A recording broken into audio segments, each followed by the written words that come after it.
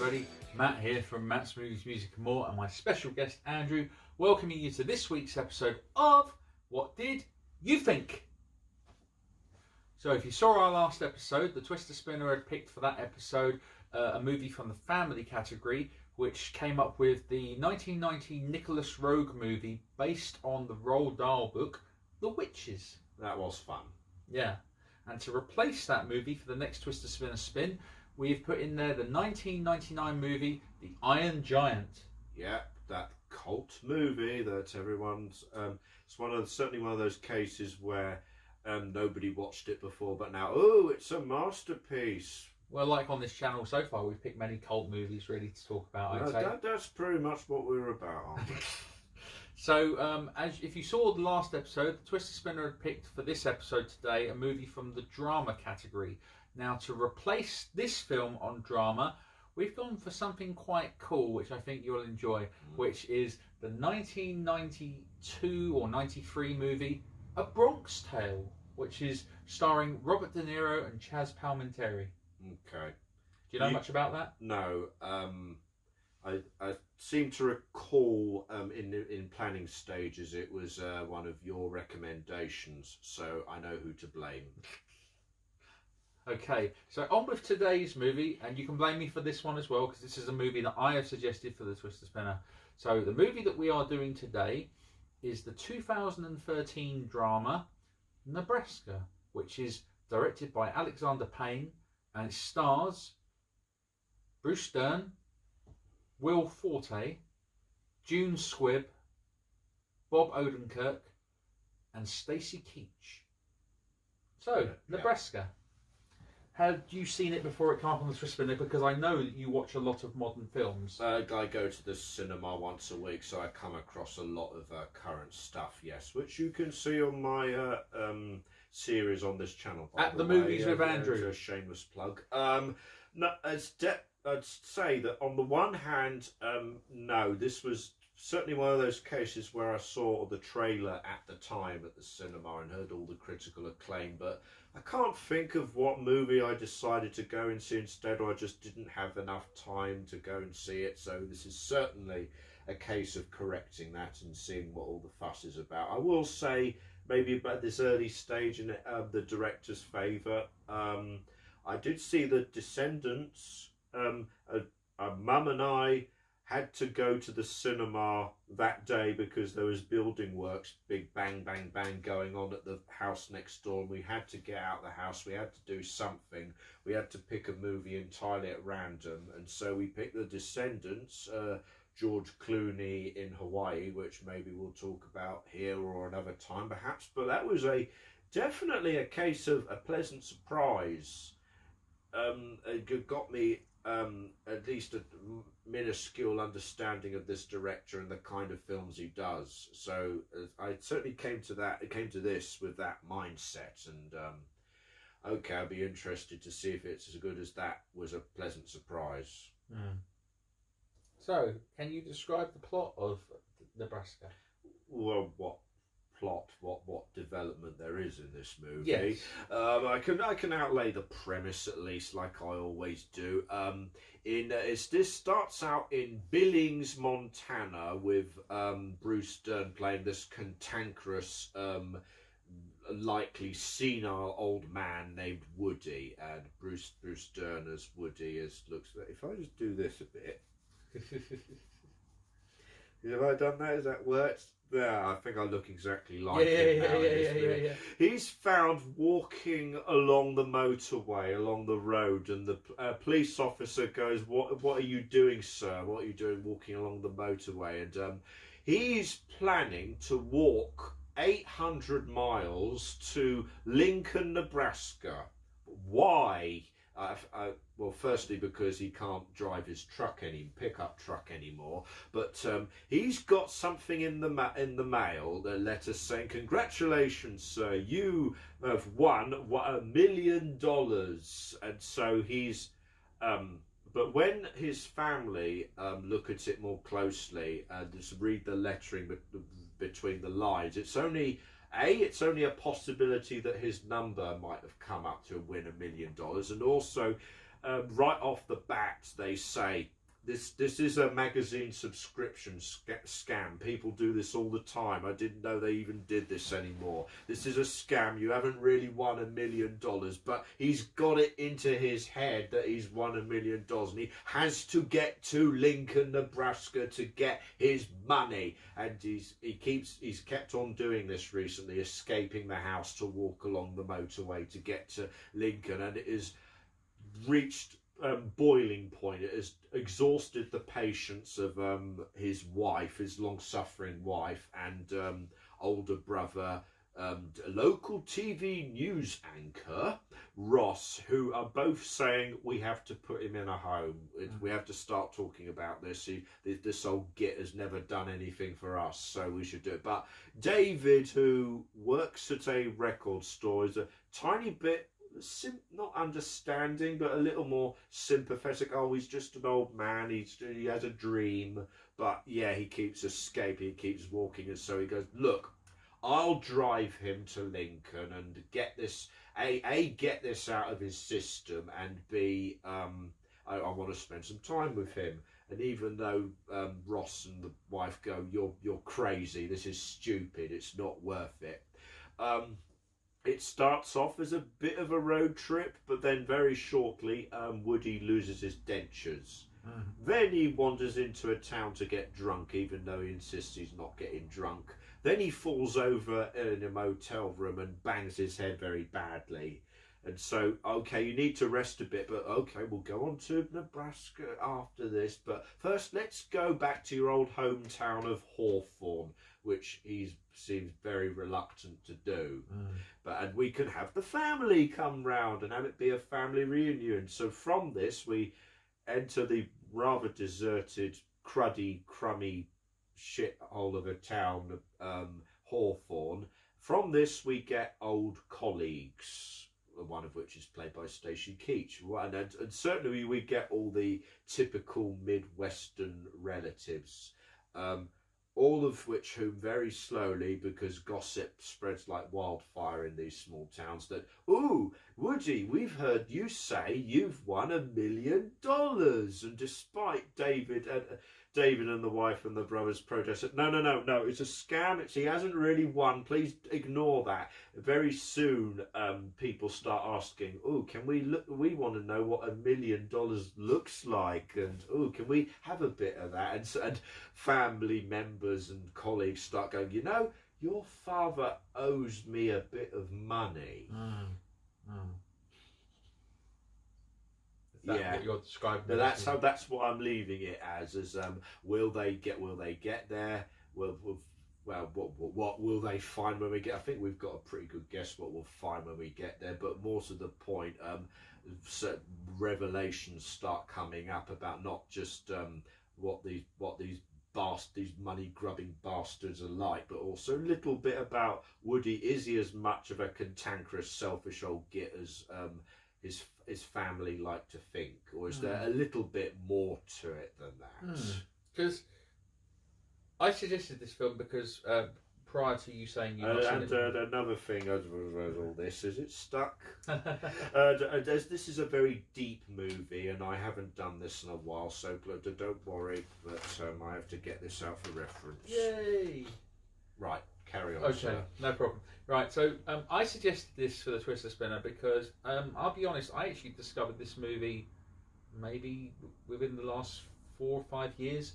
I watched it, and it's not the kind of movie that I would expect myself to watch. And I am quite surprised, actually. Yeah, it wasn't something that I would have expected myself to watch and enjoy, to the fact that I actually watched it consecutively, I think maybe 5 times in a row, because I actually thought it was quite funny in places, and I felt a lot of sympathy for the characters involved in the movie. First off the bat, one thing we have to say straight away, which I think makes this movie unique, is it's black and white film. Yeah. Do you think that helps the story?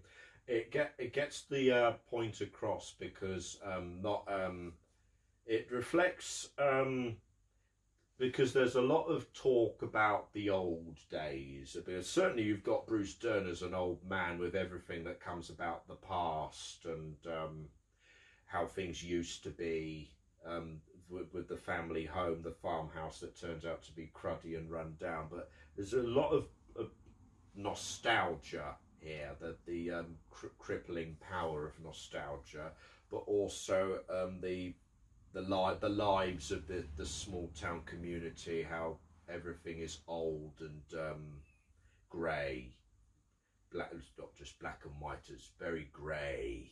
I really like the fact that it's in black and white, because to me this kind of plot it would just be a sort of run of the mill normal drama, I guess.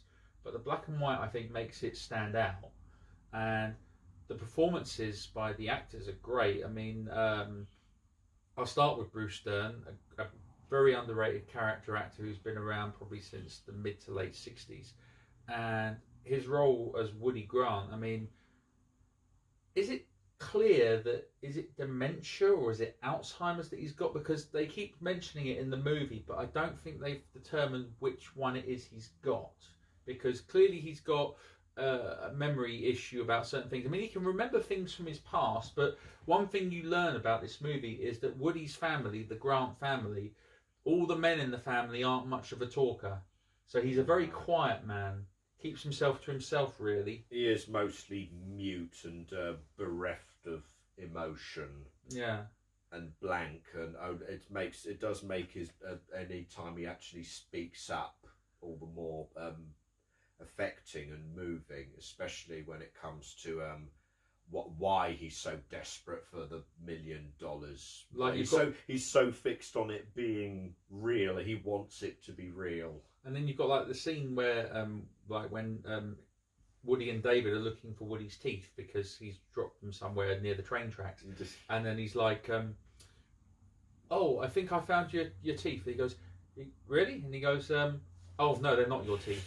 And then he goes, okay. And he goes, of course they're your teeth. And then he gives them back to, yeah, he gives them back. He gives them to Woody, and then Woody goes, these aren't my teeth. He's like, they must be your teeth. He goes, no, they're not my teeth, or whatever. And he goes away. And he goes, and then when David's walked away quite a bit, he goes, of course they're my teeth. Don't be a smart ass. You know. So he's got the sense of humour there. What do you think of Will Forte's performance as David? I think he is such a likeable and such a sweet guy. Yeah, he does exactly what is required of him to be sympathetic, patient. Well, given that he has a background of comedic roles, I think he'd done like MacGruber and stuff, and Brother Solomon, all these kind of movies. Yeah, I would have taken him for a serious actor if I'd not read it. Oh, he's got a comedic background. Well, the same with Bob Odenkirk as well, who plays David's brother. And he obviously has now gotten into dramatic acting, playing Saul Goodman in Breaking Bad and Better Call Saul. But what do you think of the wife, played by June Squibb, who Alexander Payne had actually directed prior in About Schmidt, which was a film I never saw. Which was based. I've not seen it all the way through, but I've seen bits of it to know that she's Jack Nicholson's wife, and then she very quickly gets killed off or dies. So it didn't get so. Compared to that, this is a more rounded role, and yes, certainly a more rounded role. And you think of her as the she initially comes across as the shrill, complaining, put upon, suffering wife. But when we get the whole family reunion and they're in Hawthorne, we get a little bit more of her background, which makes you sort of start to understand. And certainly when she sticks up for Woody, and when they as they say, the vultures are circling. You can all just go fuck yourself. That was a memorable line. And then what about the bit when they're at the graveyard, when they're looking at all the past relatives? He had an affair with me, or he was after. He was trying to get in my pants too. Yeah. I think she even lifts up. Yeah, she does that, and she goes, look at what you missed out on, or something like that. And then there was a bit on there where it's like, David asks Woody when they're drinking, he goes like, why did you marry my mother? He goes, she was Catholic and I like to screw, go figure. She goes, did you not plan about having children? And so Yeah, it's got so many funny lines in this movie, and then obviously it culminates with a performance by Stacy Keach, who plays Ed Pegram. That was definitely a highlight for me. I'm a big Stacy Keach fan, so yeah. It's just seeing him as the character. How he initially comes across as charming, but he very quickly becomes intimidating. Like your father owes me money. If you don't, I might have to bring lawyers into this. Are you threatening me? Oh no, I'm not threatening you. I'm just saying what's right and what's wrong. Yeah. And I think he is really good in this film. I don't know if Stacy Keach got any acting nods. I know that Bruce Dern and Will Forte definitely did, and rightfully deserved. Whether or not June Squibb got one, I don't know. But I can see why this movie would have made waves at more of the independent film festivals. For the Oscars, I'm kind of surprised because this movie did have Oscar nods. Good. Just a nod almost feels like recognition enough. Sometimes. I don't think it won any awards at the Oscars, but it's good. What about some of the other characters in this movie? Like you've got Cole and Bart, who the big fat dumb twins or brothers. Yeah, it's a Midwestern stereotype. It's a very close to caricature, but there is something of a rounded performance or a comically observed characters there. Well, you know that Cole, who is accused of rape, he's like, he goes out and does his little bit of volunteering. He goes, no, that's called community service and stuff like that. He goes, well, Bart he goes, oh, he doesn't have to, he's just helping his brother or whatever. But do you know that Cole is played by Devin Rattray, who is the kid that played Buzz in the Home Alone movies? Oh. That's Devin Rattray. That's quite interesting. Yeah, so if you recognised him, and you've also got Rance Howard, who plays Woody's brother. That's the father of Ron Howard. He's in it, and again, they don't say much. They're like, hey, Woody, what's going on? Nothing much. How about you? Yeah, nothing much. And then they have that conversation when they're all watching the telly together. They're watching a sport event or something like that. And then the Rance Howard character says to the other one, he's like, so you still driving that Chevy 69? He goes like, never had a Chevy 69. He goes like, what was it you had? Oh, it was Oldsmobile 68. He goes, they don't make cars like that no more. They last a lifetime. What happened to it? It stopped working. Yeah, that's the script writing. That's the dialogue on display here with this. That's the kind of comic lines you get with this. And then you had like some really interesting scenes where David is really learning a lot more about his father, because at the beginning you don't really know much about David's background apart from the fact that he works at a record store selling hi-fis and stuff like that. But there's one scene in the movie where he is talking to an on-off girlfriend, and nothing else happens with that scene at all. It's kind of like out of his life. No, but it does kind of illustrate, again, what with the characters leading dull, empty, meaningless lives in a backwater town or that sort of area. I'm trying to choose my words carefully here just to not offend anybody, but there is that line about we could get back together, or we could get married, or we should do something. Can we do something? Yeah, because it just seems like they're all just stuck in their rut, I guess. Yes, that's hence why this is an opportunity for them to do something different and go on this amazing journey. But with David's story, I mean, obviously he then goes and talks to a lady who runs the local newspaper factory because the local paper want to do a story on Woody and his you've won $1 million. Yeah, and you find out that apparently Woody and her dated, but it didn't go any further because obviously Woody was very much an eager guy who wanted to he wanted to get in her pants pretty quick, whereas she wouldn't let him. But she didn't have any resentment towards David's mother or anything like that. She was very nice, and that was a very sweet scene, I'd say. Yeah. And in the sense that these feel like it seems like there's no resentment. It's like even with the scene where the guy with the glasses, the little guy, is like, "Hey, Woody, remember me?" He's like, "Oh, everyone's going on about Woody Grant, the millionaire." He goes, "We're all so happy for you." And this guy isn't asking for a penny or anything like that. He's like, "We're just so glad you came along to stop by," and stuff like that. And obviously that character will come up again later at the end of the movie in a lovely scene at the end of the movie, I'd say, where kind of, without spoiling it, would it be equivalent to, say, the hero rides into town on the horse? I think that's what they were going with, both the way it is composed and the music playing and the music. I was about to say, great big honking Western soundtrack that plays at that moment. Yeah.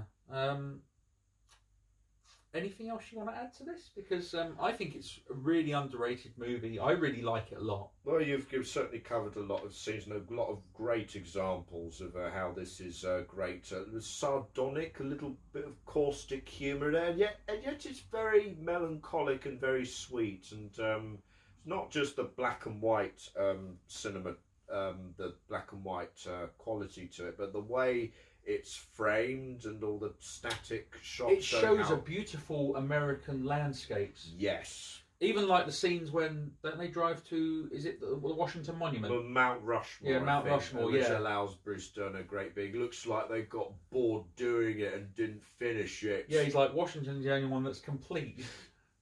And then they're like, "Oh, we've seen it, we can go now." Yeah. Because all he cares about is getting his money. Yeah, it's the Washington Monument, don't you want to see it?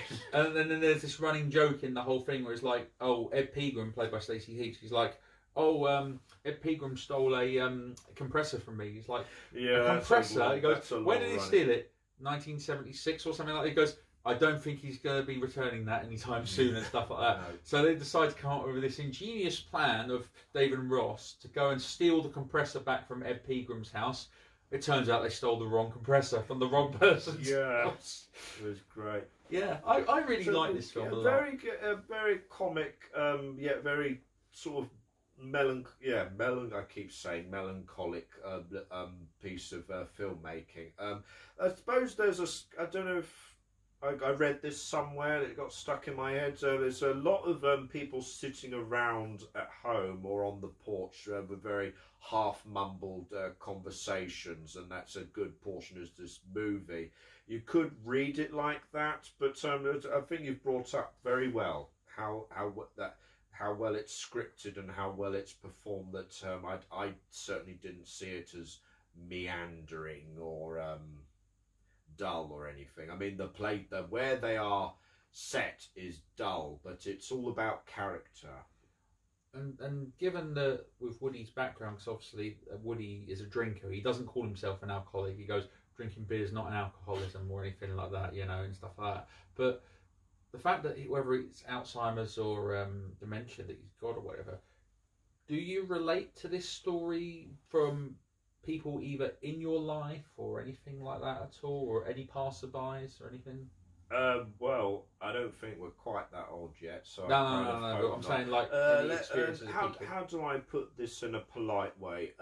Watching this movie makes me scared or hopeful that Mum's lottery numbers never come up, because I can now foresee the consequences of that. And that's something that I think that everyone has. Trying not to look at anyone in particular.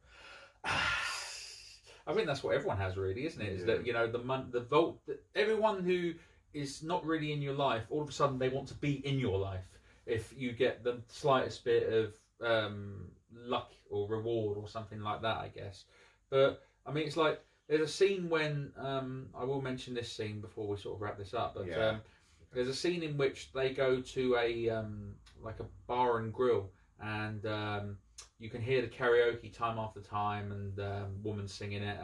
And when Kate arrives at Hawthorne to go and they go out for a meal, so Woody, Kate, and David, they go for a meal, and then she's asking the waitress. She goes like, "Oh," he's like, "Well, what will I have?" And he's like, "Do you do meatloaf or something?" And she's like, "No, we don't really. It's only on the lunchtime deal." And he goes, "I'll have the chicken." And then his wife interrupts and goes like, "No, he'll have this instead." So she's like controlling him pretty much, and everyone calls her a bitch and all that.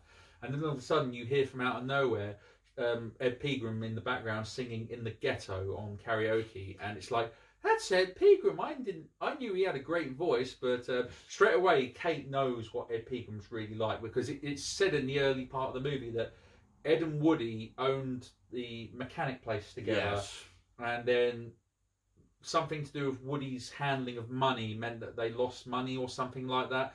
But the thing was, as Kate says in the film, Woody would never say no.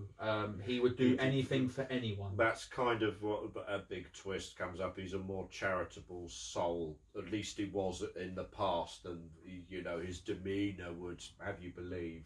Yeah, because I mean he's just a generous man, and it's like when they ask him, "What would you do with $1 million?" and he's like, "I'd buy a truck and a new compressor." That's all he wants. Yeah.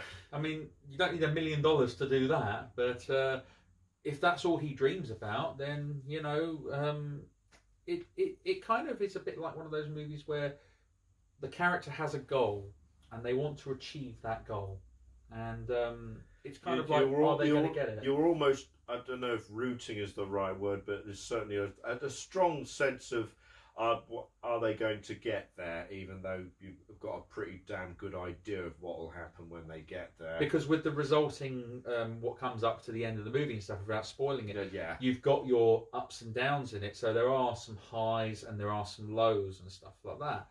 But it's a really enjoyable watch. I really like it, and it makes me very sad seeing it. I mean, it's a movie that I want to watch, even though you don't really watch a movie to be sad, but it kind of has, it's a bit like Shawshank Redemption, kind of like one of those ones that makes you feel good about yourself, I guess. A little. So certainly you saying that and thinking about it now, I say, oh God, you know, we're not old enough to start reminiscing about it, but there is, I can honestly say there is I have a faint small town, without saying that about our personal lives, there is a faint hint in our conversations about how things used to be, or about the trivialities and the banality of life. And yeah, do you feel happy that you had a chance to talk about this on the channel? Absolutely. I'm satisfied that I satisfied my curiosity in seeing this. I mean, I haven't seen all of Mr. Payne's work. I saw Sideways as a kid. I enjoyed The Descendants, and I'm glad to see that his observation of characters or of people, and just his overall sardonic, caustic quality that I saw in The Descendants carried over to this, and perhaps on an even grander scale because of the whole black and white thing.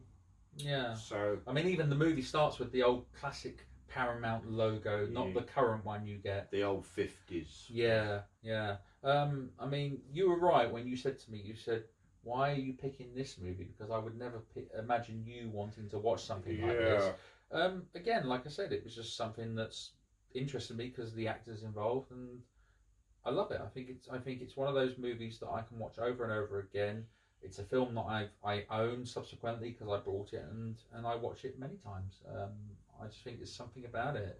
Again, it's not a really complex movie, but it's got a charm to it, I'd say. Maybe I would say you have to be in the right mood for it. Definitely. I can imagine this. I only ever really watched it at night, to be honest, because nighttime is when you're a bit more secluded from everyone else. I tend to watch a lot of films at night on my own and stuff, but this one is one that I could literally watch and just invest my time in. That's probably a good recommendation. I did see this on a bright sunny afternoon, and I'm thinking that maybe you had the better viewing experience. Yeah. So that's Nebraska, I guess. And yeah, that's almost done. And what's that? Twister Spinner time. So, let's see what's going to come up on the next episode of the Twister Spinner. So, without further ado, let's spin that wheel.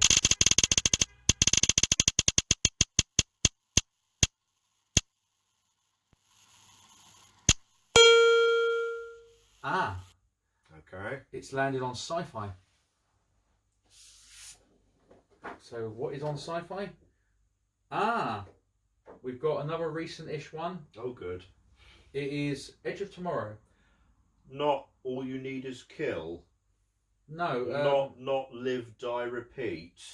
No, at least you know what the movie is. Yeah, that's what we're calling it. Damn it. Yeah, Edge of Tomorrow, but you got the titles right for what it could have been called. Yeah, so with Tom Cruise and Emily Blunt. Okay, yeah, that's I've seen it, and I'll say right off the bat, it's maybe not everything you expect it to be from the poster. That'll be fun. Yeah, so be sure to check that episode out when we next do that. So, what did you guys think of Nebraska? Is it something that you've checked out? What do you think of the actors involved in the movie or the director? Did you like it like I do, or did you like it like Andrew did? Maybe not as highly as I did, but you know, it's all about opinions on this channel, and so we're all going to always have difference of opinions. Yeah. So be sure to get in contact with us. Let us know on YouTube, Instagram, Twitter, and Facebook. All the information's there for upcoming series that we do on here, like what did you think, and at the movies with Andrew, and my solo videos as well. So be sure to check us out, and don't forget to share with your friends and everything like that. And finally, any final words on this? So, do you have $1 million? I'd like to see what $1 million looks like. I wish that was true. I wish that was true. Oh, don't lie to me. I know you've got $1 million. Thank you very much, everybody. You'll have to check out part 2 of this to find that out. All the very best to you. Bye-bye.